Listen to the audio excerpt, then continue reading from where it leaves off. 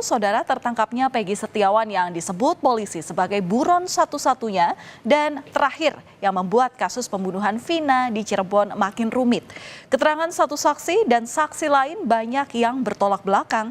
Bisakah kemudian benang kusut pembunuhan Vina dan Eki ini dapat terurai? Terjeratnya para tersangka termasuk Peggy Setiawan berawal dari kesaksian Aep.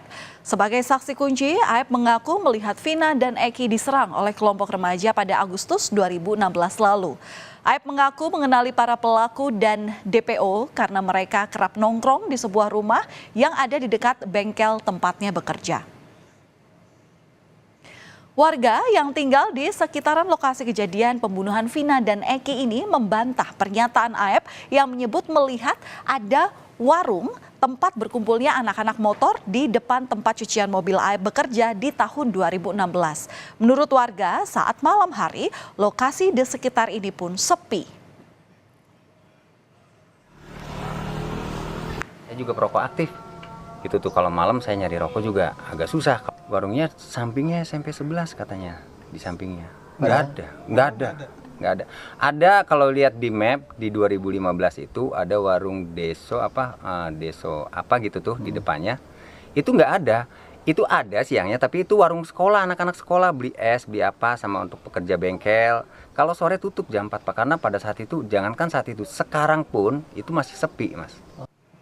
Kesaksian Aep yang melihat Peggy berada di lokasi kejadian juga dipertanyakan oleh kuasa hukum teman Peggy. Aep sendiri tidak pernah ada di persidangan kasus ruda paksa dan pembunuhan Vina serta penganiayaan Eki. Nama Aep hanya ada di BAP dan pelapor Aibtu Rudiana yang menceritakan kesaksian Aep dalam persidangan. Keluarga di sini meyakini bahwa Peggy ini tidak terlibat dalam kasus pembunuhan Vina dan Eki. Ayah Peggy menyebut saat kejadian Peggy itu sedang bekerja sebagai kuli bangunan di Bandung.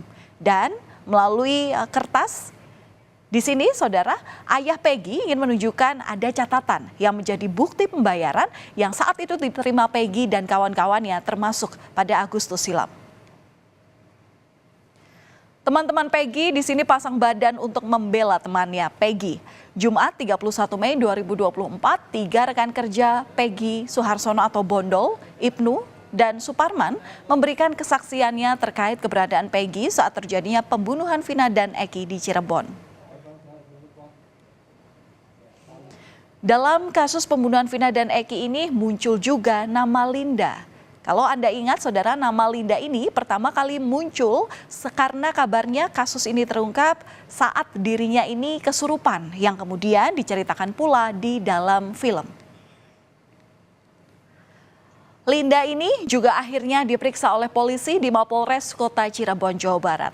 Linda mengaku kalau perkenalannya dengan Eki ini karena mantan kekasihnya merupakan rekan Eki, rekan korban.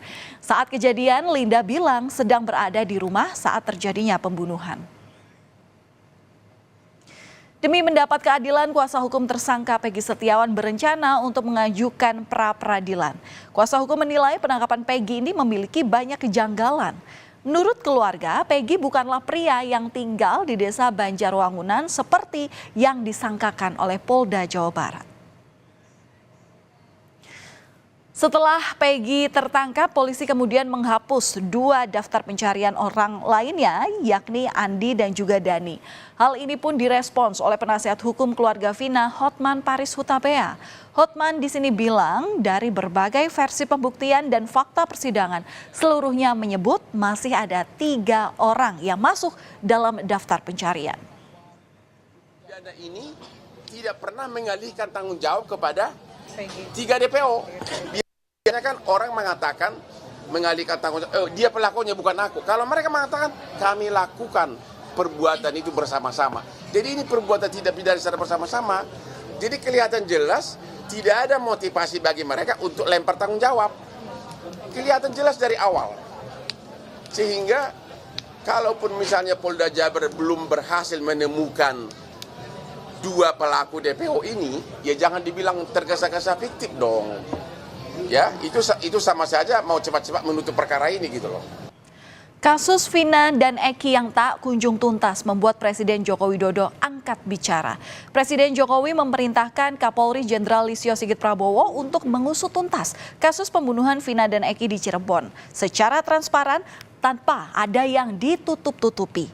Joko Widodo, Presiden Republik Indonesia, memerintahkan ini kepada Kapolri. Saya sudah menyampaikan agar kasus itu betul-betul dikawal dan transparan terbuka semuanya. Tidak ada yang perlu ditutup-tutupi. Kalau ada, ya.